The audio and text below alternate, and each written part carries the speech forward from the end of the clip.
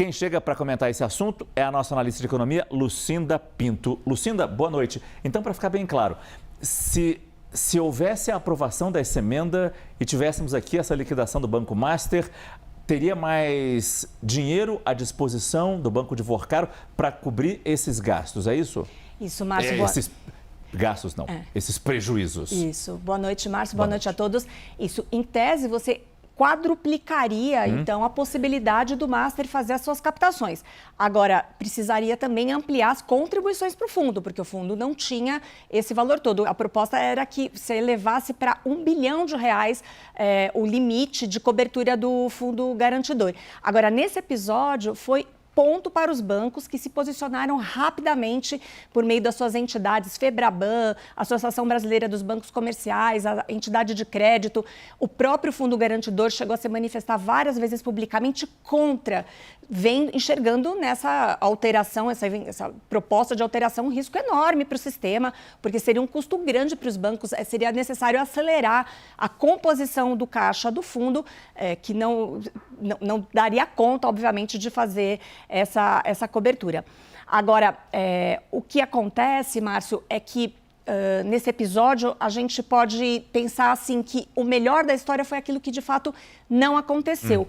Talvez a gente estivesse vendo hoje um impacto importante na conta dos bancos que estariam precisando desembolsar ainda mais recursos para fazer a recomposição desse caixa e, em segundo momento, um custo para o próprio cliente, que é quem, afinal de contas, paga por meio de spreads bancários o dinheiro que vai para o fundo garantidor.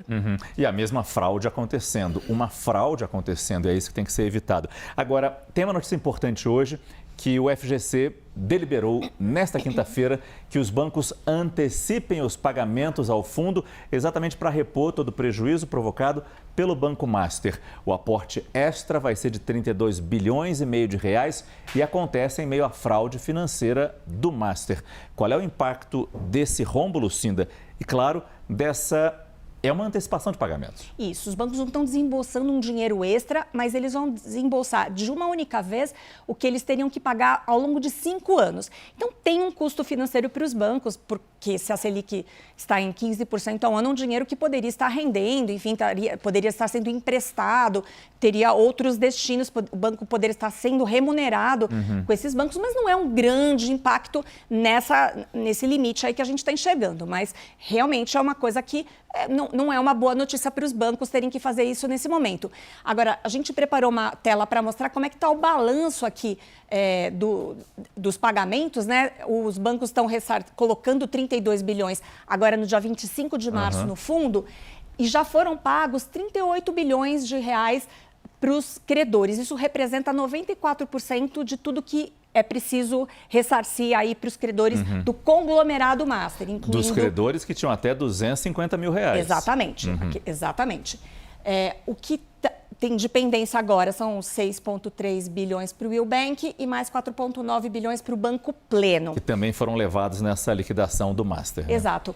Agora, tudo o que está acontecendo, Márcio, mostra que realmente o FGC funcionou. Foi um teste importante para o Fundo Garantidor de Crédito. Ele cumpriu seu papel, os credores receberam até que num tempo rápido diante do tamanho do rombo que aconteceu. Mas o que fica agora nesse episódio, após a solução aí desse problema de curto prazo, de como reorganizar, recompor esse fundo para que o sistema continue protegido, são medidas de algumas alterações nas regras daqui para frente. O que está sendo discutido? Primeiro, será que o tamanho do fundo do FGC ele é suficiente para dar conta de uma crise caso ela venha a ser maior e mais sistêmica? A gente viu um caso grande, fraude e do ponto de vista financeiro grande, mas ela ficou localizada ali nessas instituições, no conglomerado Master. Mas e se viesse uma crise sistêmica que afetasse outros bancos, que provocasse uma correria de saques, por exemplo? Será que esse tamanho de fundo é suficiente? Essa é a primeira discussão que está acontecendo. Segunda coisa, como é que é a forma de contribuição das instituições financeiras? Atualmente, os bancos contribuem com um percentual fixo sobre os depósitos que são elegíveis para a cobertura do fundo. Então, caderneta de poupança, CDB, LCI, LCA.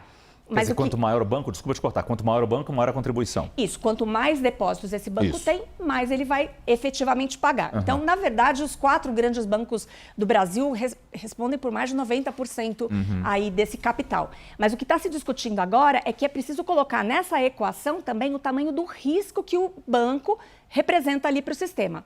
Ou seja, se o banco tem uma estratégia ousada de captação, pagando taxas muito altas, ele está colocando mais risco ali para o fundo garantidor de crédito. Então, isso precisa ser levado em consideração e essa instituição precisa também pagar algo a mais, né?